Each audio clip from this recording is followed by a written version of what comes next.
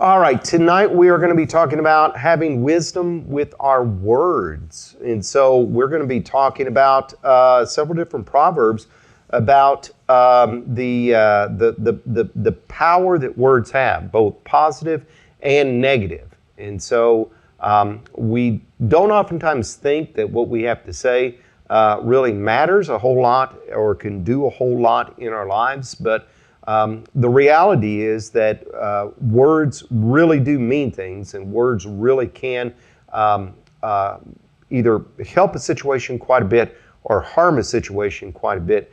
And so therefore, that's why we need wisdom in what we say.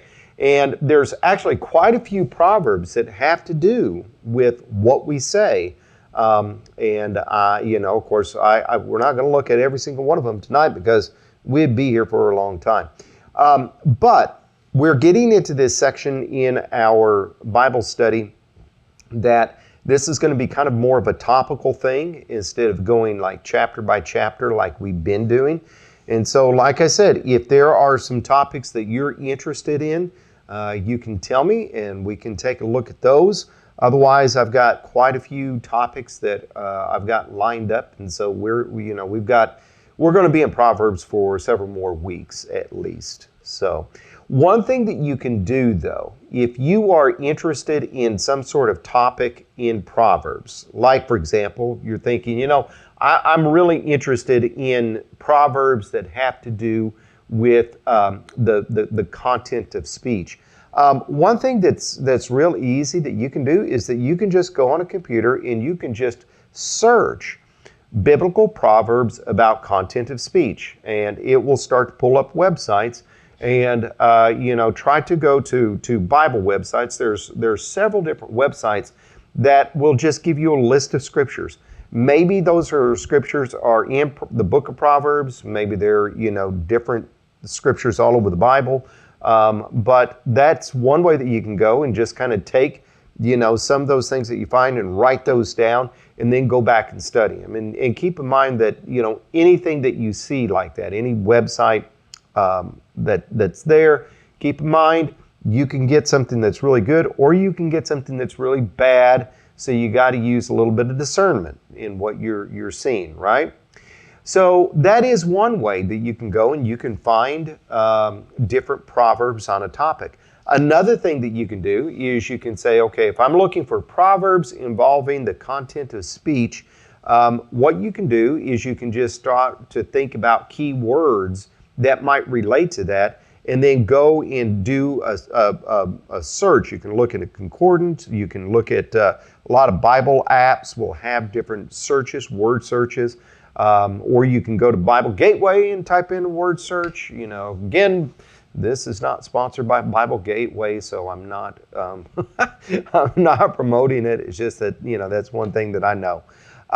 But you can go and, like, for example, you can type in the word. As we look down here, we can see, okay, if we're using words, we can type in the word words, or if we want to type in the word tongue. And you can just kind of see some of the different proverbs that are pulled up with using those different keywords and different keyword searches. And once you start to find, some of them, it's kind of like, starting to pull a string and starting to go different ways, because you might pull up a proverb and you say, okay, here's this word that I'm looking for, but then all of a sudden there's a synonym in there. And then you start to look at the synonym. And then you can start to go and you can start to, kind of go all over the place with that. Okay? So just kind of give you a little bit of a way to, kind of do a little bit of Bible study in the book of Proverbs as far as to search out Proverbs. You can even kind of keep a journal, and you can say, okay, just have like a notebook or something, and then, have like a page for one thing and a page for another. And as you're reading through Proverbs, and as Proverbs are striking you, you can go and you can write those down in the notebook. And then if you have different categories, you can categorize them too, and you can go back and reference them. So just a couple of thoughts. All right? Okay, so we'll get into the very first one, which is Proverbs chapter 18, verse 21. By the way, all these quotations are from the updated NIV. So Proverbs 18:21. The tongue has the power of life and death, and those who love it will eat its fruit. Now, if you recall, last week we talked about these types of symmetry in Hebrew poetry. And we said that, these different proverbs have this symmetry to them. That the one thing is that they're synonymous. In other words, all the elements within the proverb are going to be synonyms of one another, or it's going to be antithetical, meaning that it's a contrast between different things. You got assensive, where you have the first line, and then the second line, we're going to just kind of take it up a little bit. And you got emblematic and comparative. Now, when you think about this one's a little bit tough. Because the things just aren't really lining up very well, right? So what do you think? Do you think, what kind of symmetry do you think this is?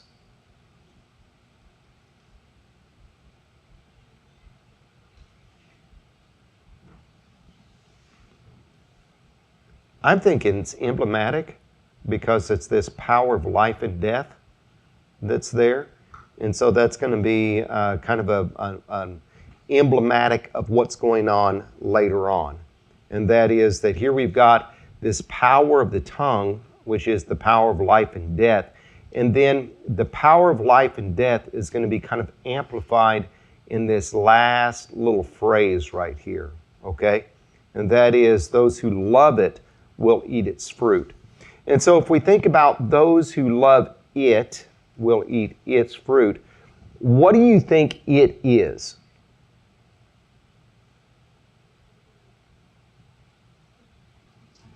Okay, the tongue, right?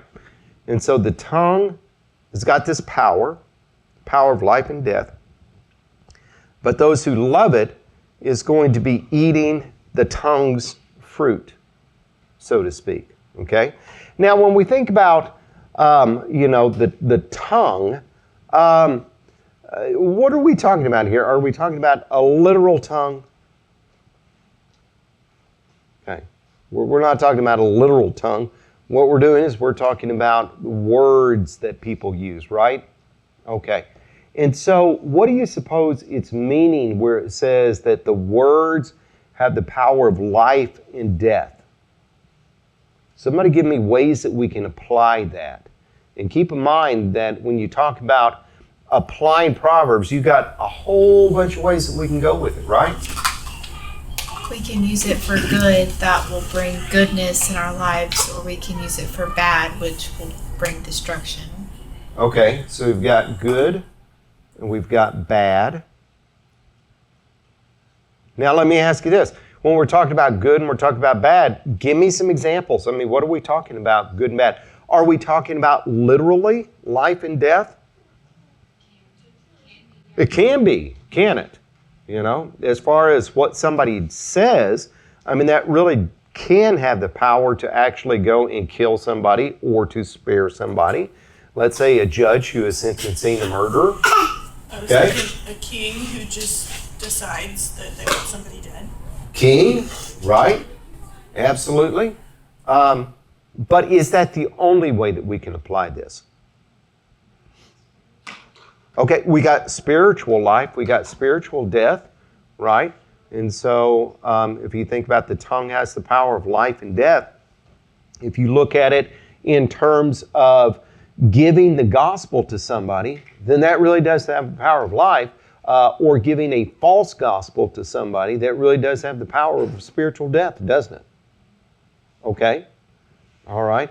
Something else. What's another way that we can apply this life and death to? Emotionally? Yeah. You're doing it emotionally, and that is that you can use a tongue to go and really hurt somebody and harm them.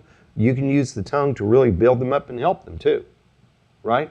So when you think about this, the words that we really do, words that we have, they really do have a lot of impact. They really do have a lot of power. There's a lot of different ways that we can go with this, isn't there? Now, notice this. Those who love it will eat its fruit. What do you suppose that last little bit is talking about? Those who love it, that is the tongue, is going to eat the tongue's fruit. In what way? I mean, is that only in a good way? Is that only in a bad way? I feel like it's saying you'll get what's coming to you. If you use the tongue for good, you'll get good fruit. If you use it for death or for like bad things, you'll have bad consequences. I was thinking like people who talk a lot are gonna, get their consequences. Yeah. Okay. And there can be some good consequences too. Right.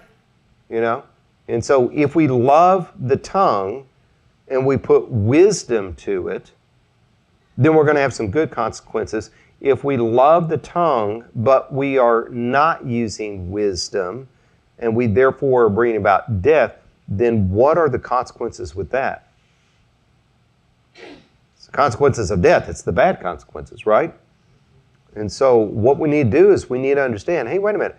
This tongue that we have, this speech that we have, really is important.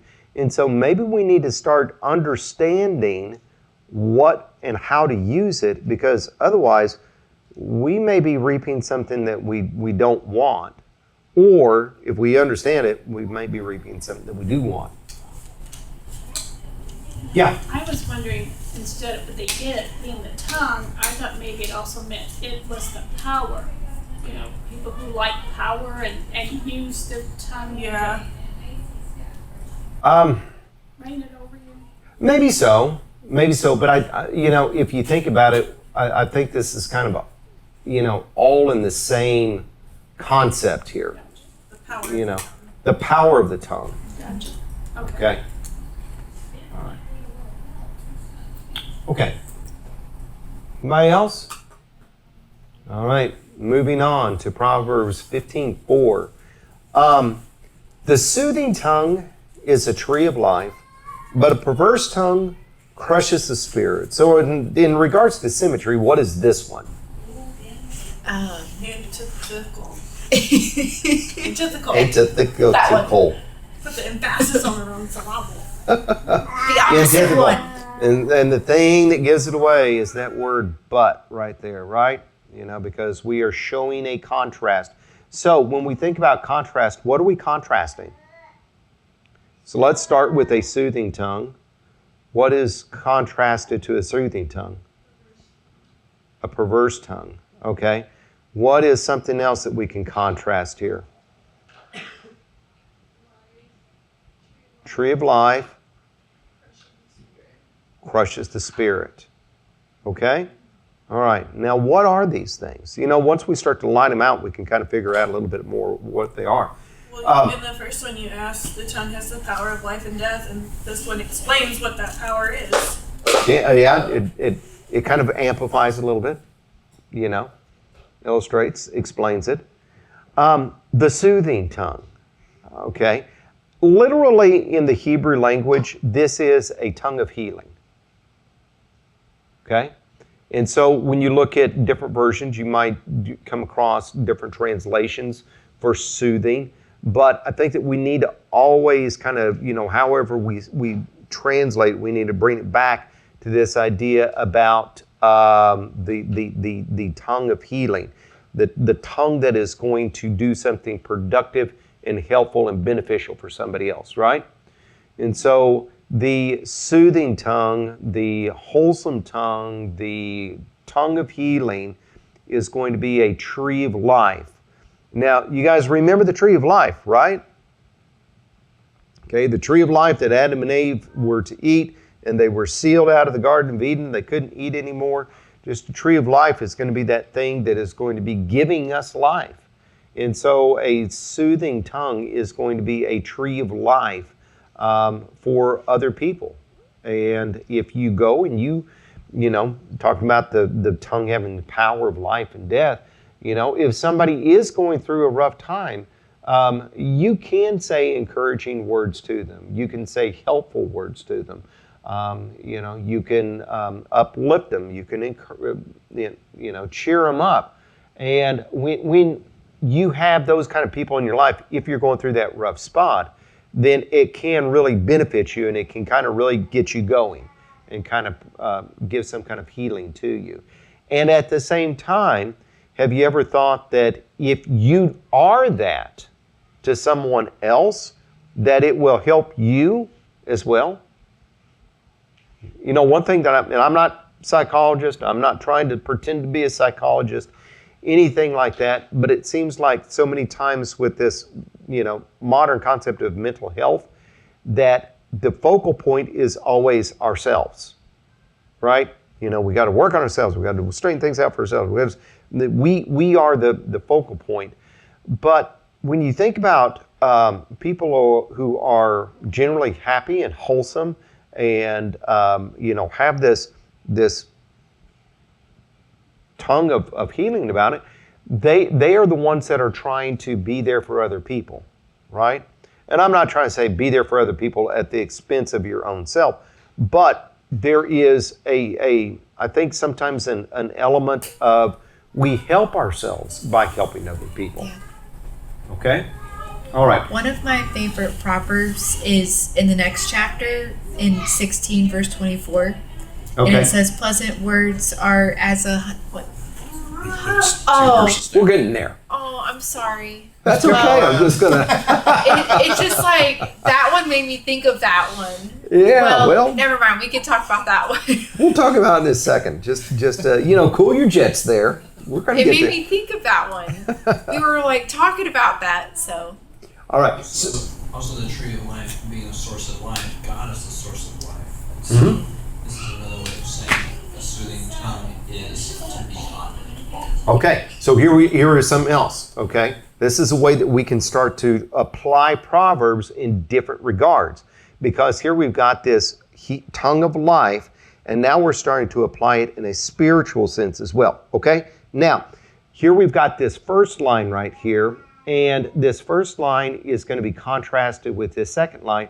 And so if we take soothing tongue and contrast it with perverse tongue, then if we look at it in a spiritual sense, then all of a sudden we've got something else. Okay? We've got a wholesome tongue, a tongue of healing, a tongue of truth that is going to be creating a tree of life for a person, but a contrast to that, something that is perverse, deceitful,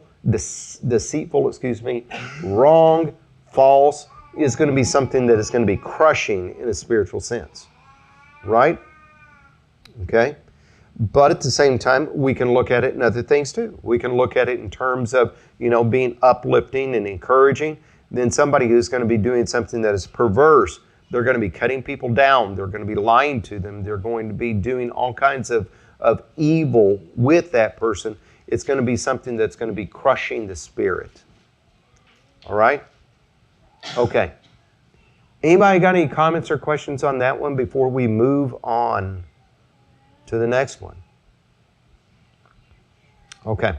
I like this next one in terms of it's taking this right here and it's inverting it. Okay? So what we've got is something that's going to be contrasting. The words of the reckless pierce like swords, but the tongue of the wise bring healing. And so here we've got something as far as a positive thing of the tongue in the first line. Here we've got the positive thing in the second line. We've got a negative thing of the tongue in the second line, but now we've got a negative thing or negative thing in the first line. Okay? All right. So when we look at this, we see that words of the reckless are going to be contrasted with tongue of the wise. Right? We've got words that are reckless, piercing like swords, but tongue of the wise contrasting is bringing healing. Okay? I really kind of like that the way that first line is really pointing this out, and that is the words of the reckless pierce like swords. I mean, have you ever, seen somebody who just comes up with very rash, very reckless words, something that really are not thought well, through. They're saying this and they're saying that and they're saying all kinds of things constantly, and it's almost like somebody taking out a sword and and just cutting and slashing and just plowing their way through people. Okay, Again, there is that power of the tongue of death, isn't it? And, you may kind of think, maybe you don't want to think, but, you might kind of think about times that you say something, and you might say a little bit rash or reckless, and then later you kind of wish that you could take it back, okay? I'll give you an example that happened to me last night. And so last night, Simon and Macy were over at the house, and Simon and Macy, got a bench for them to sit on. They want to sit on the bench. They want to sit right here, close together. No, I don't want you to sit right here, close together. Macy, you stay over here on this side. Simon, you stay over here on this side, because Simon's got a big boy cup, and I don't want the big boy cup going all over the place, right? So there's my ulterior motive right there. So, I'm getting him his milk, and it's on the table. It's in the middle, and I'm moving him over, and I go to grab that milk, and I don't know how in the world this happened, but he moved at the same time that I moved the milk, and that milk and his head collided. And it didn't just kind of dump or spill, it somehow created a fountain. And I mean, it just went, and I mean, it was all over Macy. It was, dripping down her face, dripping down her hair. It was dripping down Simon's hair, and it is all over the table, all over the seat. And here I am, holding this cup, and I very harshly told Simon, that's why I didn't want you to I wanted you to stay over there on your side. If you would have stayed over there, it wouldn't have happened. And, I wasn't necessarily mad at Simon. I was really more mad at the situation that I had a milk mess to clean up, and, that way I was all over him and everything. And at the same time, it was just as much my fault as anybody else. It's just an accident. But, sometimes those words just come out, right? And then later on, I'm thinking about it, and Shannon kind of says something about it, and I say something like, Simon, it was just an accident. That's just the way it goes, that's just the way it happens. But once you say something like that, you can't take it back, right? Now, I don't know if it, I sure hope that Simon, when he's 16 years old, just goes, oh yeah, Poppy, you were really mean to me. No, I don't think that's going to be the case. I hope that's not going to be the case.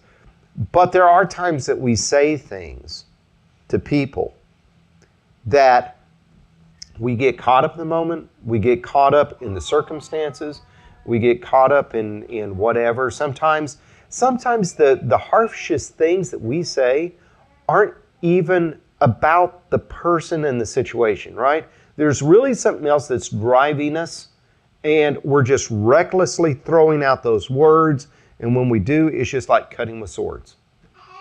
Okay?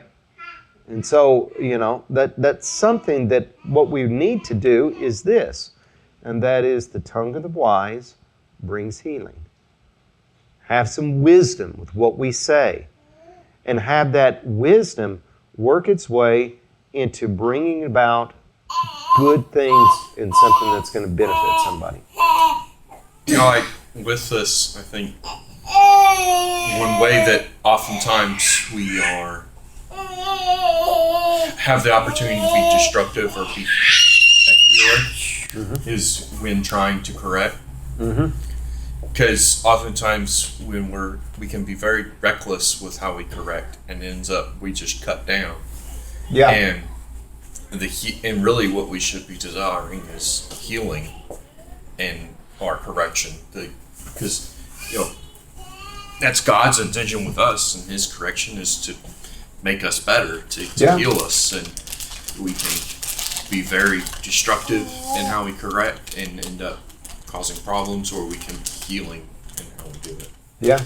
One thing that I've noticed, just in my time being in middle school, it seems like sometimes the harshest parents have the worst behaved kids.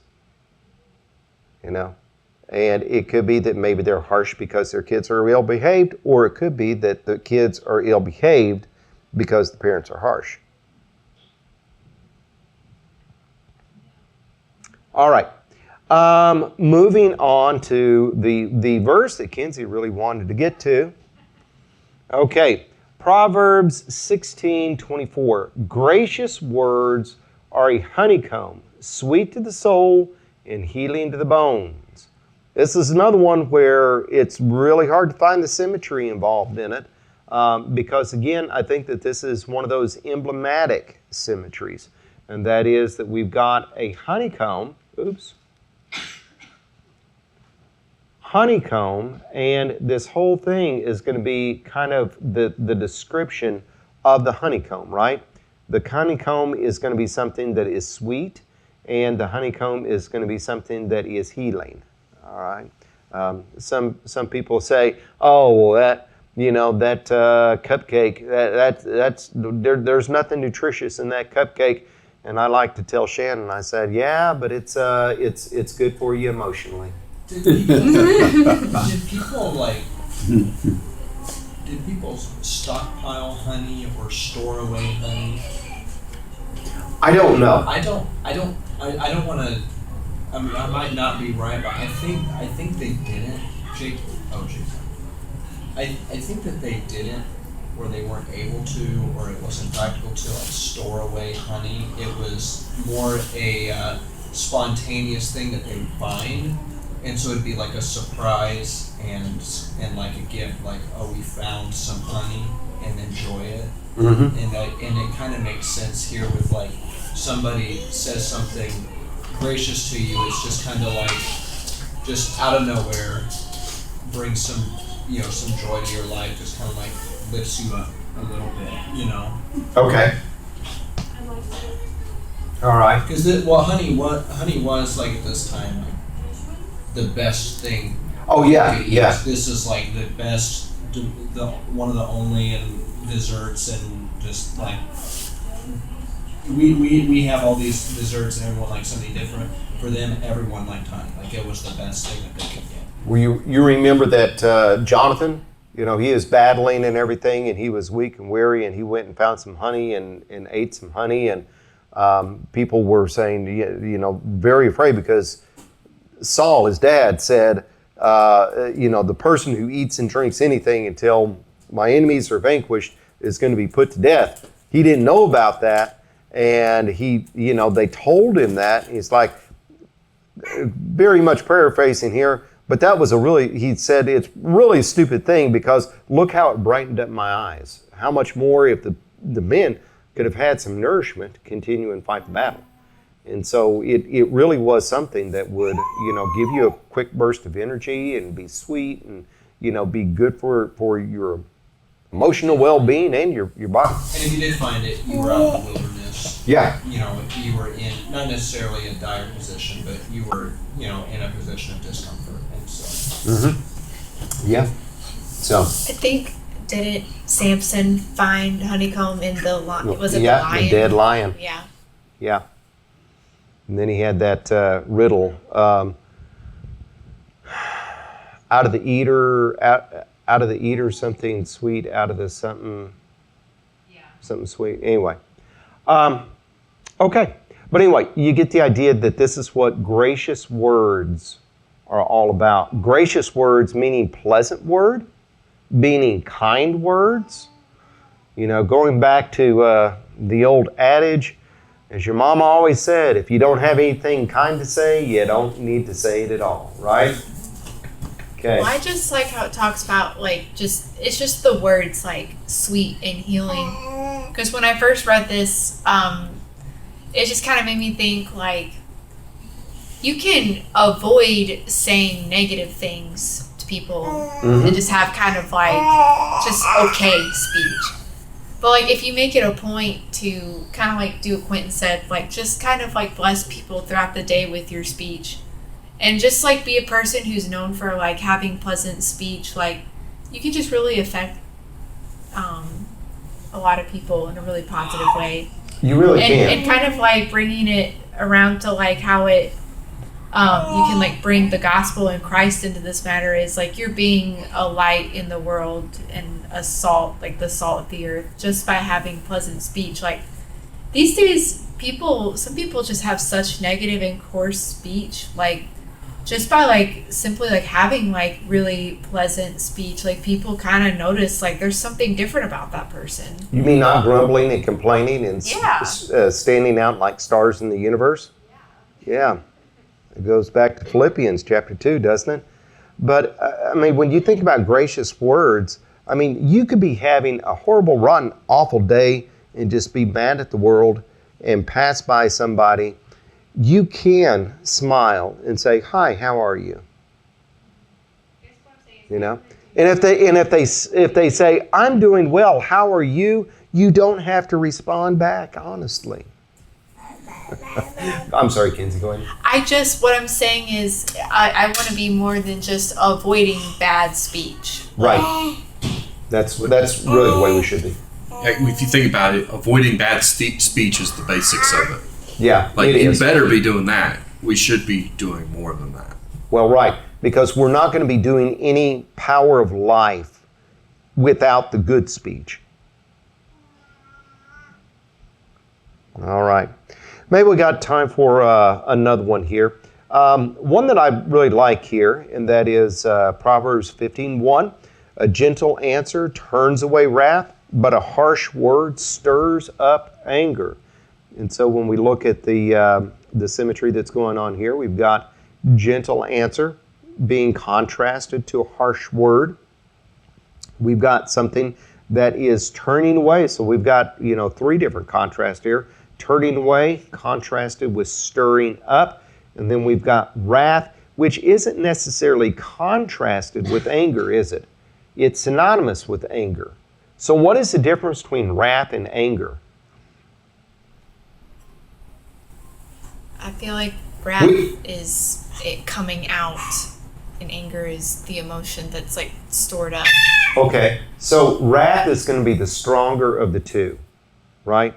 I mean, wrath is going to be like really angry, to where it's bubbling up and like you're saying, it's coming out. Anger is something that's just going to be sitting there underneath the surface, okay? And so, if you think about it, what is a gentle answer going to do? A gentle answer is going to be turning away that very inflammatory wrath, right? Somebody is breathing fire, they're spitting nails, they've got blood coming out of their eyes, and a gentle answer is the best way to turn it. What is the most natural response when somebody's like that? To turn up the heat. To fight fire with fire, well, let right? me come back at you with something stronger. To fight fire with fire.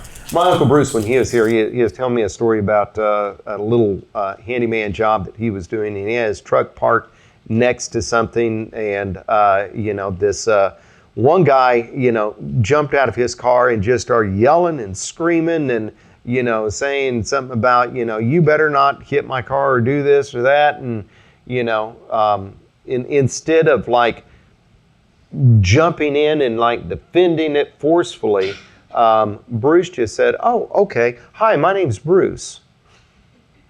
And then, took the guy back, and then he just said, I understand what you're saying here, and I just want to let you know that I agree with you. I'd be upset if somebody did that too, but I'm watching out for your stuff. And he said, after that, we just became friends. So, a gentle answer really does turn away wrath. Same time, we've got to realize that if we start to come back with harsh words, that chances are we're going to elevate that anger to wrath. And so it's going to be stirring it up. I love this proverb because I feel like in my childhood, like every other conversation you and I ever had, it always went like this. Well, why did you say that? Well, because they said this. And you're like, but you didn't have to say that. And I'm like, okay. Yeah, I mean, seriously, this is one that just, I mean, when you think about it, it is really such common sense, isn't it? It is common sense, but it's very contrary to our natural reaction. And it's something that if we could learn this, it'd be great. One more real quick, and that is... Can I make a point? Sure can. So back when we were talking about the tongue of the wise bringing healing, I mentioned, when we bring correction, we can be destructive with that, or we can be healing with that. In the same way, one of the biggest ways that causes people to reject correction or reproof is whenever they get mad about it.